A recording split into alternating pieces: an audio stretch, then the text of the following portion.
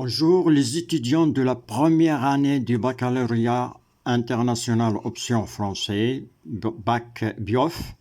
Toujours dans l'unité 6, je vous présente le chapitre concernant la leçon reconstitution de la carte paléogéographique des anciens bassins phosphatés au Maroc et conditions de sédimentation des phosphates dans ces bassins anciens ou bien dans ces anciens bassins. Donc ici, dans ce chapitre, il y a deux activités. Première activité que je dois traiter, reconstitution de la carte paléogéographique des anciens bassins phosphatés au Maroc. En arabe, si je traduis ça en arabe, الدرس الذي سأتناوله هنا هو استرداد reconstitution استرداد الخريطة الجغرافية القديمة paléogéographie. Qu'est-ce que ça veut dire paléogéographie? Paléo signifie ancien, géographie وهو الخريطة الجغرافية. كارت paléogéographie الخريطة القديمة الجغرافية للأحواض لباسين الأحواض القديمة الفوسفاتية المغربية في المغرب. Deuxième activité, ça sera conditions de sédimentation des phosphates dans ces bassins anciens وهي ظروف ترسب في هذه الأحواض القديمة الأحواض الفوسفاتية القديمة. Alors, activité 1, reconstitution de la carte paléogéographique des bassins phosphatés du Maroc.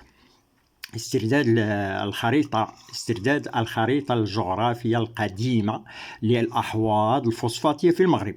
Alors, pour reconstituer une carte paléogéographique des bassins anciens de phosphate au Maroc, il faut connaître لاسترداد الخريطة القديمة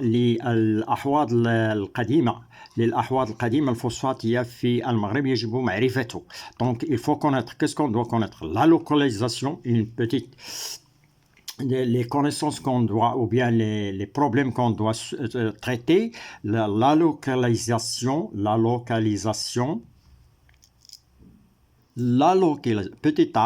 petit a, la localisation géographique actuelle des domaines phosphatés au Maroc et leurs frontières.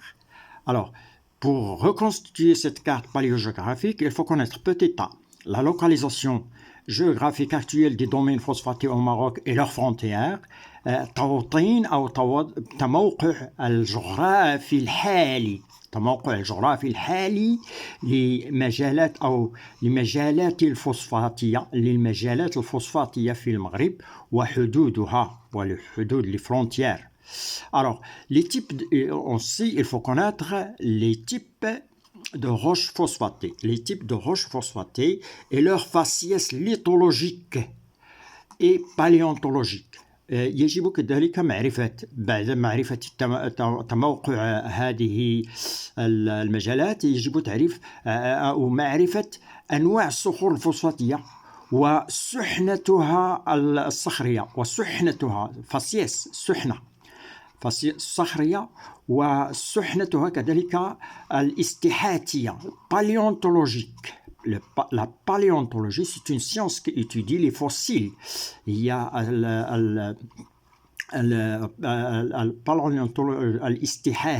الاستحاتة وهي علم يهتم بدراسة المستحثات وعلاقتها بالطبقات. Alors, c'est la colonne stratigraphique et la colonne stratigraphique chronologique de la série phosphatée du gisement d'Ouled Ebdoun. Alors, je soulève un petit peu. Voilà, deuxième C, troisième. J'ai dit troisième connaissance qu'il faut connaître, la colonne stratigraphique et chronologique ici. Et chronologique, il faut chronologique. Ou bien et chronologie, tout simplement, sens chronologique. C'est-à-dire et chronologie de la série phosphatée du gisement Ouled Ebdoun. C'est-à-dire il faut connaître époque des sédiments phosphatés. حقبة ترسب الفوسفات. La colonne stratigraphique en arabe هي العمود الاستراتيغرافي والزمني للسلسلة الفوسفاتية في مقلع أو في مقلع الجزمون مقالع un gisement مقلع ولاد عدون أو منجم ولاد عدون. époque des sédiments phosphatés. حقبة ترسب الفوسفات.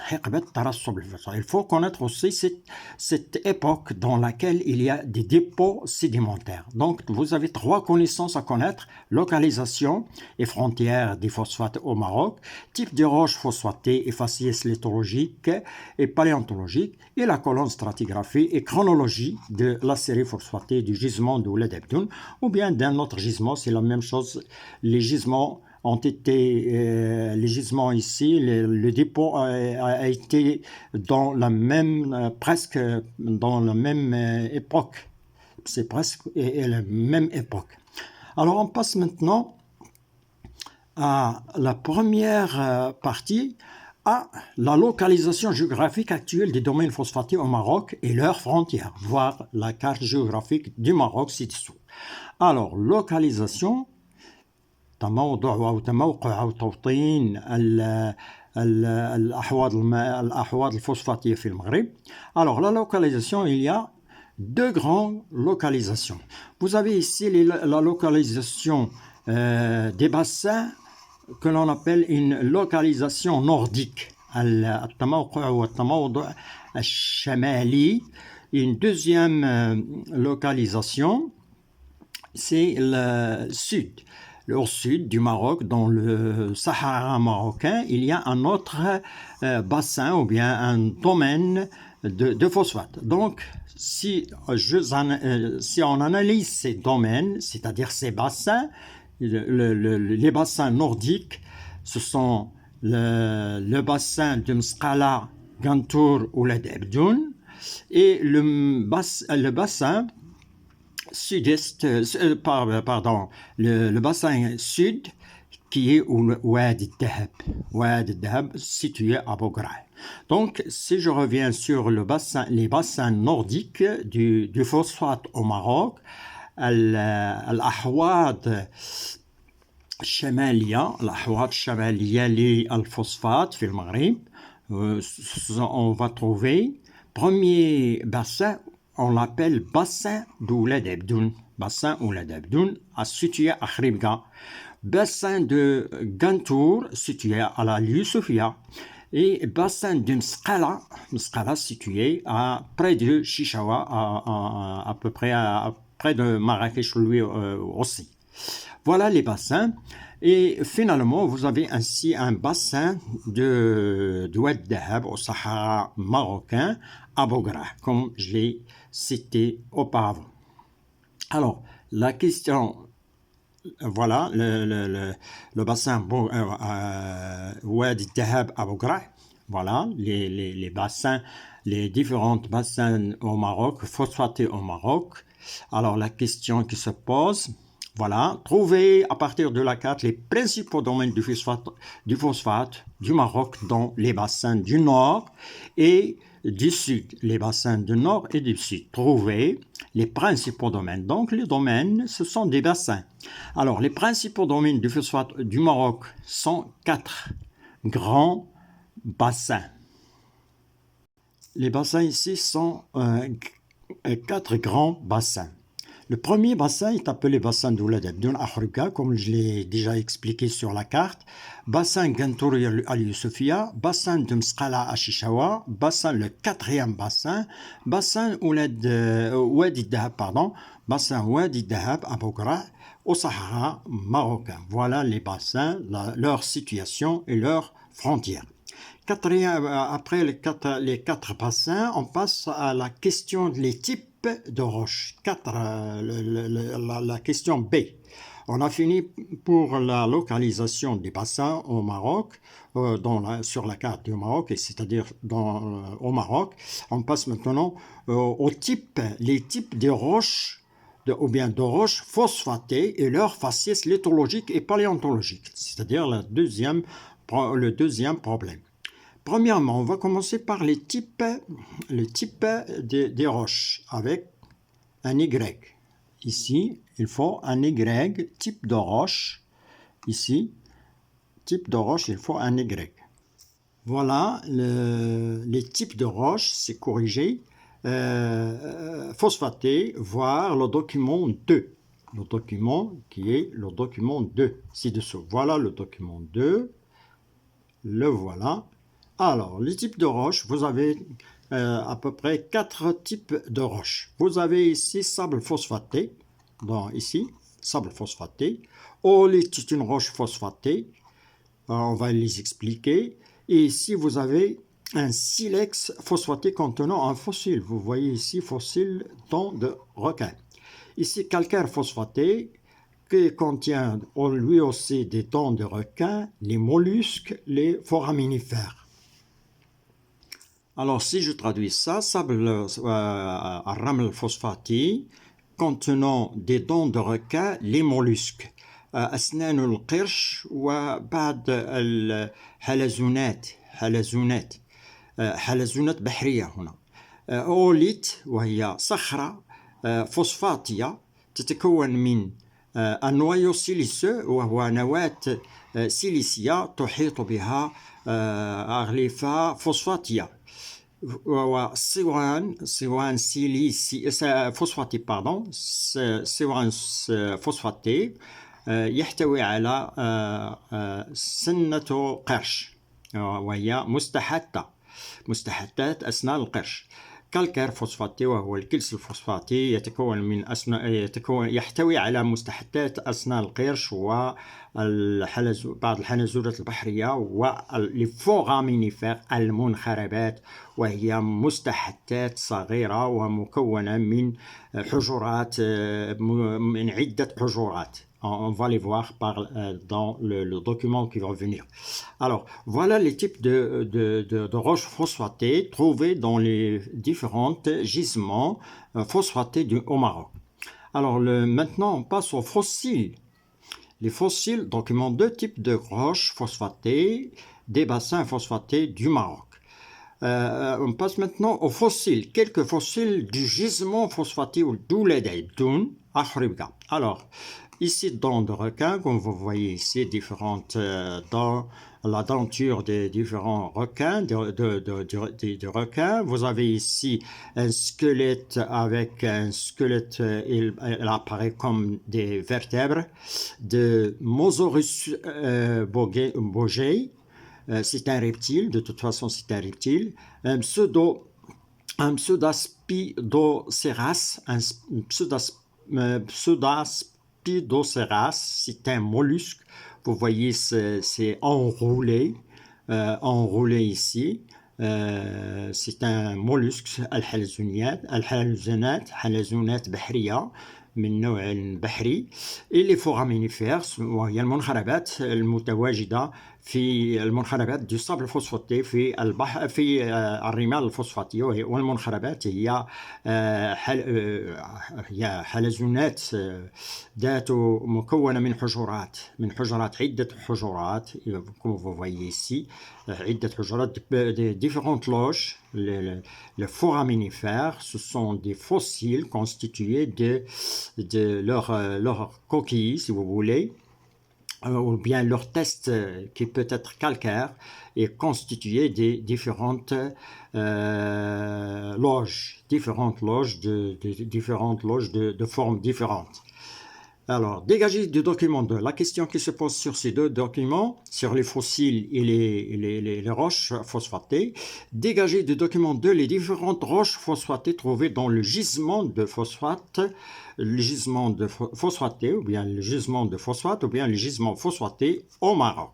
Alors, les différentes roches, comme on les avait déjà citées, les types de roches constituant les bassins phosphatés du Maroc sont le sable phosphaté, forme de grain fin. C'est un sable, forme de grain fin, mais ce qui caractérise ce sable, comme le glauconie. Le glauconie, c'est un grain, ou bien c'est un minéral sous forme de grain, c'était phosphate, c'est un sable. Le glauconie, c'est un sable, ou bien c'est un grain, ou bien c'est un minéral, silicate de fer, minéral, qui se forme dans le milieu marin. Alors, le glauconie, lorsqu'on trouve un sable avec le glauconie, avec des silicates de fer, وهي سيليكات الحديد الممية hydraté. الممية, lorsqu'on trouve ce minéral, ça indique qu'il s'agit d'un milieu marin. Le milieu de sédimentation de la strate ou bien de la roche où l'on trouve le glauconie, ça veut dire c'est un indicateur, c'est un témoin qui nous montre que la sédimentation est faite dans le milieu marin. C'est très important, le glauconie, c'est un silicate de fer hydraté que l'on trouve dans les phosphates, dans les sables phosphatés. Ça indique qu'il s'agit d'un milieu marin. Alors, la roche ou bien les olites phosphatées, ce sont des roches, comme déjà signalé auparavant, composées d'un noyau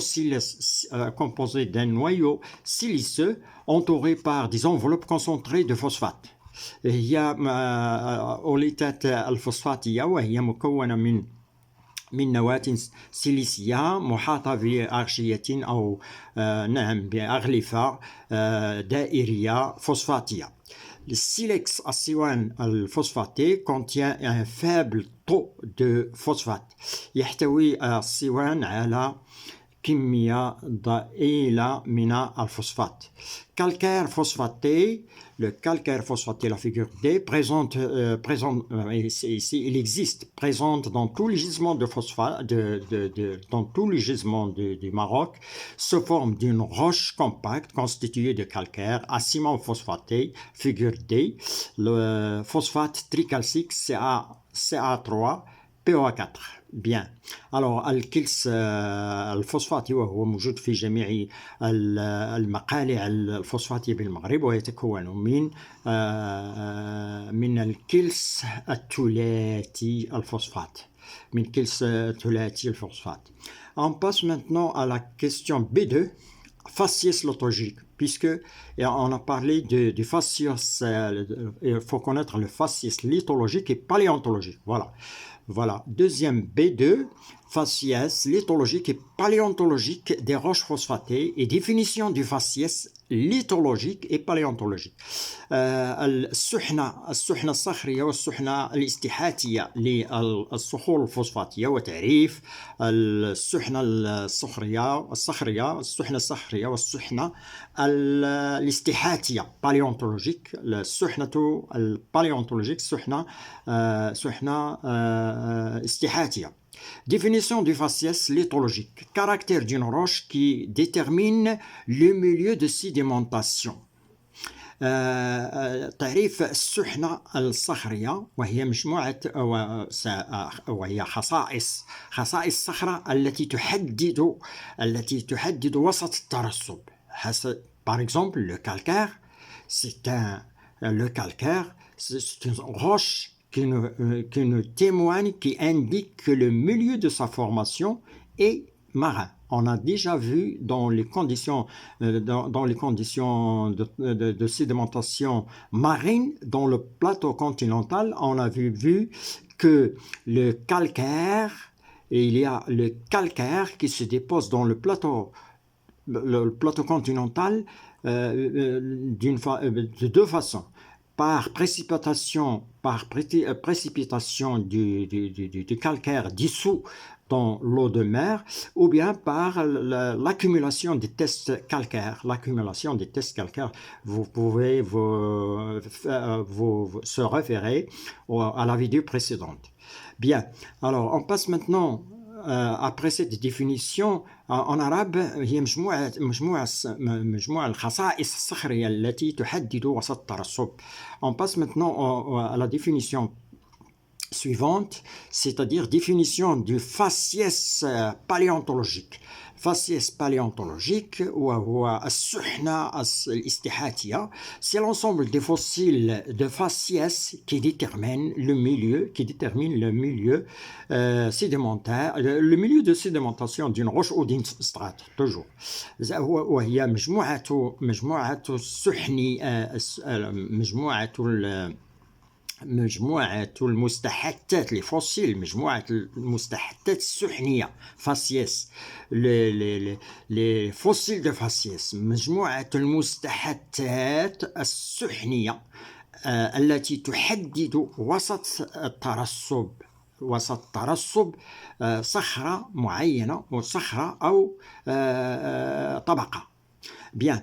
En se basant, les questions ici qui se posent sur le document suivant, la question qui se pose, en se basant sur le faciès lithologique et paléontologique, c'est-à-dire vous avez des roches phosphatées qui ont un faciès lithologique et paléontologique qui contiennent des fossiles, aussi ils contiennent des fossiles, des roches phosphatées, déterminez en justifiant votre réponse le milieu de sédimentation de. Le milieu de sédimentation de A. Calcaire phosphaté, vous avez calcaire phosphaté, vous avez toutes les roches que nous avons déjà vues dans le calcaire phosphaté, le sable phosphaté, le silex phosphaté et finalement l'isolite phosphaté. Alors, calcaire phosphaté, milieu marin. Le faciès lithologique, milieu marin, peu profond, c'est-à-dire plateau continental, car il renferme les fossiles foramifères, dents de requins, des mollusques marins qui vivent actuellement dans la mer et dans le plateau continental. C'est ce qu'on appelle le principe de continuité que je poursuis en bas. Alors, si je traduis ici, le milieu marin وسط ترسب الصخرة أو الكلس الفوسفاتي هو ميليو ماران قليل العمق وهو الهضبة القارية. لماذا؟ لأنه يحتوي على مستحثات المنخربات وأسنان القرش والحلزونات البحرية التي تعيش مثيلتها التي تعيش مثيلتها qui vit actuellement dans la mer التي تعيش مثيلتها في البحر وخاصة وفي الهضبة القارية وهو ما نسميه البرنسيب مبدأ التحيين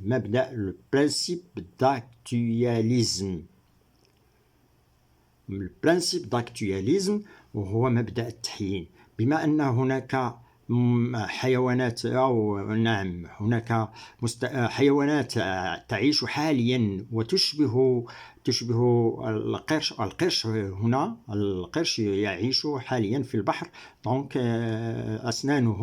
أسنانه في الصخور الفوسفاتية تدل على أن هناك بحر كما يوجد الآن القرش في البحر حاليا. Donc, le sable phosphaté, milieu marin peu profond car il renferme des fossiles foraminifères, toujours fossiles de faciès. Les foraminifères, ce sont des fossiles de faciès qui vivent actuellement dans le plateau continental, donc ici, qui vivent actuellement dans le plateau continental. C'est la même explication que le calcaire phosphaté. Silex phosphaté, milieu marin car il renferme un fossile dent de requin. Même chose pour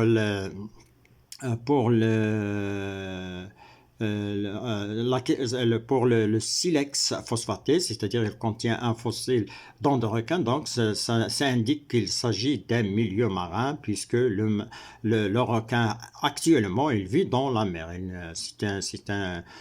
C'est un animal qui vit dans la mer, c'est ce qu'on appelle ici, on utilise toujours le principe d'actualisme, c'est-à-dire مبدأ التحيين.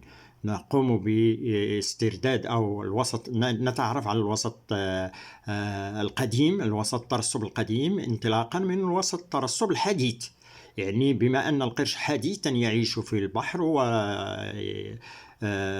قديما سيكون هناك بحر، يعني أن هناك بحر في تلك المنطقة. Que peut-on déduire du faciès lithologique et paléontologique des roches phosphatées؟ ماذا يمكن استنتاجه من هذه السحنات الصخرية والسحنات الاستحاتية؟ Le milieu de sédimentation, on peut déduire que le milieu de sédimentation du phosphate est le milieu marin, peu profond, le plateau continental. En général, le plateau continental. Si on passe maintenant à la colonne stratigraphique et chronologie des strates phosphatées. La colonne stratigraphique et la chronologie des strates phosphatées d'Ouled Ebdoun, voir le document 4. Alors, la colonne stratigraphique, qu'est-ce qu'une colonne stratigraphique? Une colonne stratigraphique, c'est une succession de strates qui constitue un milieu ou bien qui constitue un site géologique. Dans un site géologique, lorsqu'on classe les strates qui le constituent du plus ancien vers le plus récent se forment avec leur légende, on appelle ça une colonne stratigraphique. Et chronologie, on va essayer de les dater. Chronologie, c'est-à-dire le temps. Dans le temps, des strates de Ouled Ebdoun. Alors, ici, les strates Ouled Ebdoun, je dois zoomer sur mon caméra pour avoir toute la strate complète. Voilà un petit peu, j'ai zoomé pour avoir toutes les strates qui constituent la colonne stratigraphique et un petit peu les plus longues. Voilà la strate que ça commence, les phosphates, ça commence d'ici à partir de marne, calcaire, sable, et on monte les calcaires. On a une succession de ces roches avec le silex. Ici, marne, silex. En tenant compte de cette légende, vous voyez ces marnes, niveau de silex phosphaté, j'ai signalé un petit peu ces niveaux, ils sont noirs. Puis le calcaire marneux, vous avez ici calcaire marneux, et vous avez le calcaire phosphaté, dalle à tercité. Les tercités, ce sont des fossiles, c'est des gastéropodes. Ce sont des mollusques, si vous voulez. Gastéropodes, ce sont des sortes de mollusques. Ouais, il y a gastéropodes, ça veut dire ma'idiyatul arjul. Gas signifie estomac et pod, pied. L'estomac au niveau des pieds, gastéropodes, ma'idiyatul arjul. Bien, alors vous avez ici la succession des strates phosphatées et vous avez ici le temps. Vous avez ici le secondaire, le tertiaire, l'ère secondaire et l'ère tertiaire. Et ici, vous avez les systèmes, les systèmes et les systèmes ici en milieu, les systèmes, et vous avez l'époque aussi crétacée, les différents systèmes qui constituent le tertiaire et le tertiaire et secondaire. Vous avez le crétacé supérieur, donc c'est une période du Crétacé supérieur. Puis vous avez ici le système maastrichtien,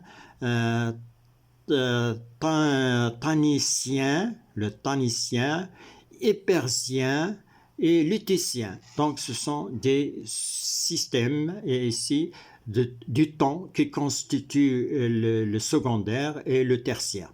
Alors ici vous avez après le temps, vous avez ici le temps et moins 55 millions d'années, moins 65 millions d'années, moins 49 millions d'années ici.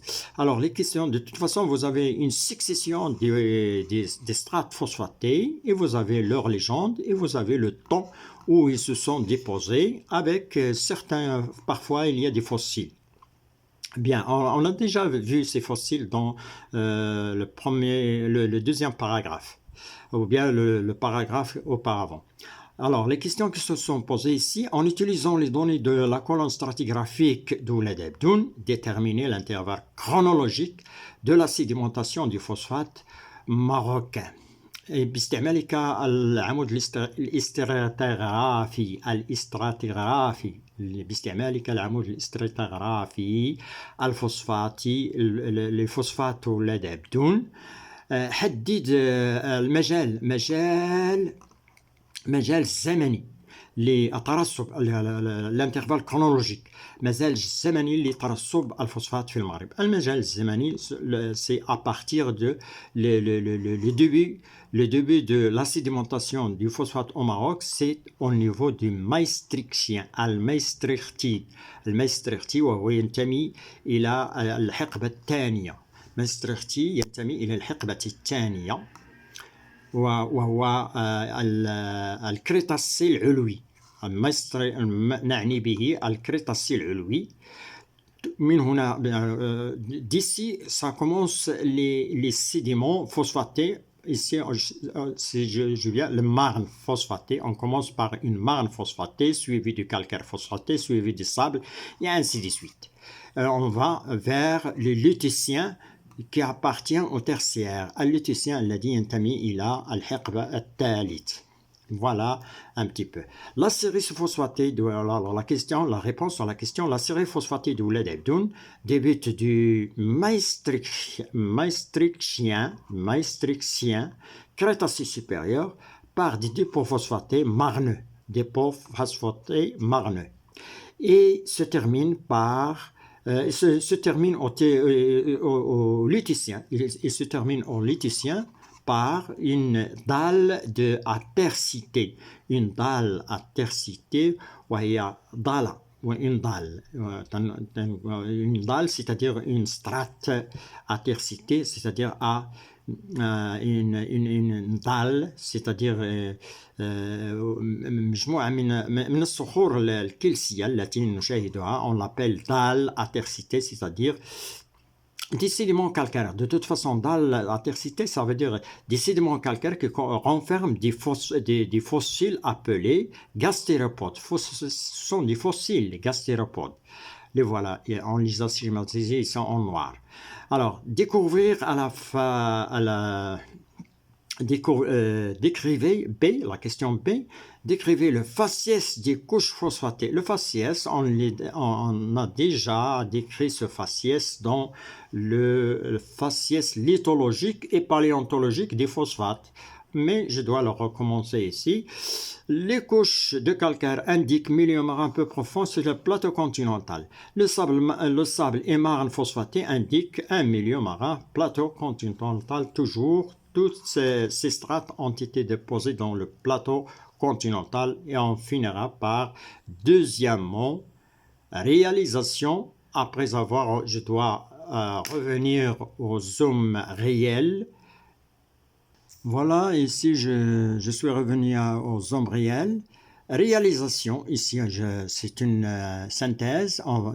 Deuxièmement, réalisation de la carte paléogéographique des bassins phosphatés nordiques au Maroc. On va essayer nordique et aussi au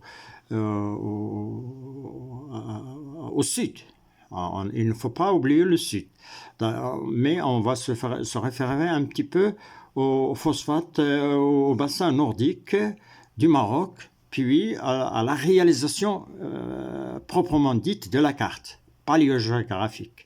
Alors, d'après le faciès lithologique et paléontologique, on a déjà vu ces faciès des roches phosphatées et leurs frontières. Il apparaît que les sédiments phosphatés les sédiments phosphatés des bassins marocains ont été déposés dans le plateau continental. Première information, les bassins ont été déposés, ont été sédimentés dans le plateau continental d'une ancienne mer. Donc, il s'agit ici, il faut revenir des millions et des millions au Crétacé.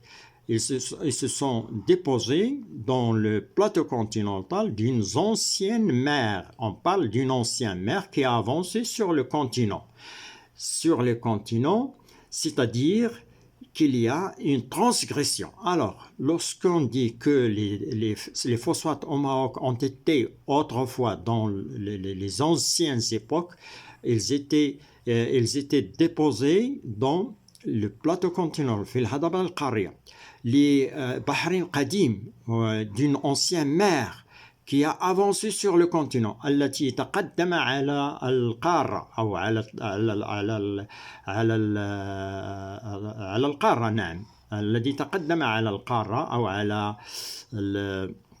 التربة si vous voulez. Et c'est-à-dire il y a une transgression، يعني أن هناك تجاوز فيها، تجاوز بحري في الحقبة كريتاسي سوبيريور، الكريتاسي العلوي، أو ما يسمى المايستريختي أو المايستريكشيان. Donc, c'est-à-dire qu'il y a une transgression du Crétacé supérieur, le maastrichtien, au tertiaire, l'étucien, la surface occupée. Alors, là, la surface occupée, je soulève, la surface occupée par la mer à cette époque. Donc, المساحة التي يشملها هذا البحر في هذه الحقبة، où s'est produit les sédiments phosphatés التي أنتجت الرواسب الفوسفاتية المغربية. Et le suivant. يعني on voulait vous montrer comment était l'aspect de la forme, ou bien l'aspect et la forme de la mer qui a transgressé التي تجاوزت على القارة في الحقبة التي كان فيها البحر فيها ترسب الفوسفات، كانت على الشكل التالي. Alors, première نظرية on va citer des théories des savants qui ont essayé de reconstituer cette mer transgressive sur le continent. La théorie de Salvin en 1960 et de Boujou en 1976. Cette transgression, ces deux savants nous disent que cette transgression marine a été sous forme de 3 golfes. Le golfe Wawa, Al-Khalij. Les savants ici, ces deux savants ont montré que la transgression a été sous forme des golfes. Définition d'un golfe: avancement d'une partie de la mer dans la terre. تقدم الخليج هو définition الخليج هو تقدم جزء من البحر على التراب. Deuxième théorie, la deuxième théorie de Herbig en 1986 et Frapp en 1989. Cette transgression, ces deux savants nous disent que cette transgression, contrairement à la première des golfes, cette transgression marine a été sous forme d'une seule masse de mer, vaste masse appelée vaste mer. C'est une vaste mer, c'est-à-dire il n'y a pas de golfe, c'est le contraire, il n'y a pas de golfe, appelée mer épicontinentale. وهي بحر داخل التربة أو داخل القارة، بحر داخل القارة.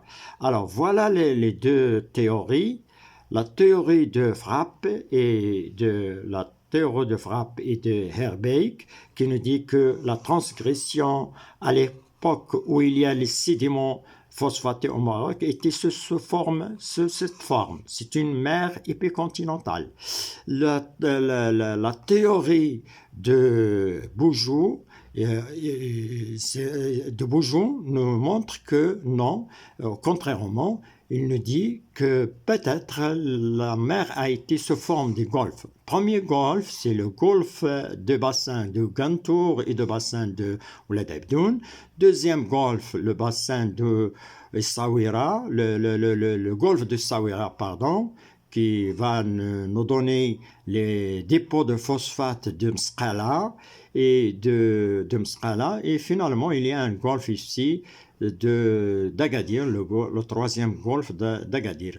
Il ne faut pas oublier qu'il y a un autre golfe ou bien une mer qui a occupé le Sahara marocain, pour la sédimentation des sédiments de Bogra à Oued el-Dahab.